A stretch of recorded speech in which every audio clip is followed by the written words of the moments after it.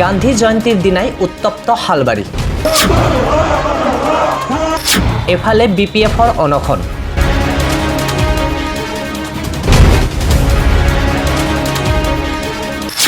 আনফালে ইউপিপিএলৰ অৱস্থান ধৰ্মঘট।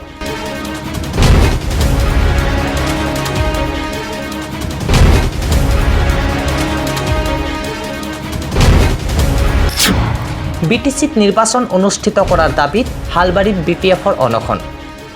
ইপিনে বিটিচিত চলি অহা 17 বছৰীয়া দুৰ্নীতিৰ CBI তদন্তৰ দাবীত হালবাৰী মহকুমাধিপতি কাৰ্যালয়ৰ সন্মুখত ইউপিপিএলে ৰূপায়ণ কৰে 6 ঘণ্টীয়া অৱস্থান ধৰ্মঘট।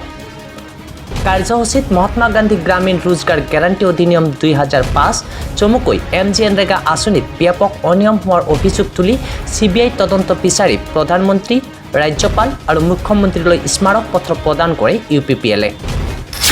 উল্লেখযোগ্য যে বিটিচিত 27 অক্টোবৰৰ পূৰ্বে নিৰ্বাচন অনুষ্ঠিত কৰাৰ দাবীত পঞ্চম দিনাও উত্তাল হালবাৰী। আমি গান্ধী জয়ন্তীৰ দিনাখনৰ পৰাই আমি এক দুৰ্নীতি বিৰোধী যি আমাৰ সংগ্ৰাম, সেই সংগ্ৰাম আমি আৰম্ভ কৰিছোঁ।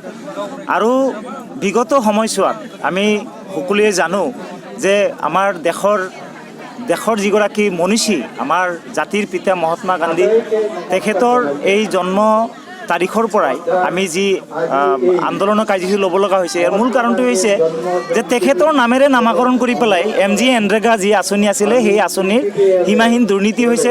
আৰু ইয়াৰ যিসকল জব কাৰ্ড আছিলে, জব কাৰ্ড হোল্ডাৰসকল বা হিতাধিকাৰীসকলক তেওঁলোকক প্ৰতাৰণা কৰি পেলাই তেওঁলোকৰ যিখিনি প্ৰাপ্য পাব লগা আছিলে, ধন যিখিনি পাব লগা আছিলে, সেইখিনি বিগত সময়ত লুণ্ঠন হৈছে। আৰু এই কথা স্পষ্ট হৈ পৰিব, CBI তদন্ততে স্পষ্ট হৈ পৰিব।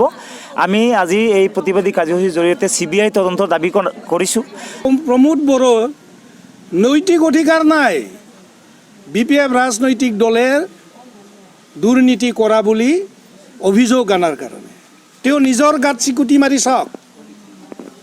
তেওঁ এপছুৰ প্ৰেচিডেণ্ট থাকি ইমান দিন 10 বছৰ এপছুক নেতৃত্ব দি ইমান কোটি টকাৰ তেওঁ মালিক কেনেকৈ হ'ল? যদি তেওঁ দুৰ্নীতিয়ে কৰা নাছিল, তেওঁ যদি আপছুৰ মুখা পিন্ধি এই দুৰ্নীতি কৰি এই টকা যদি ঘটাই নাছিল।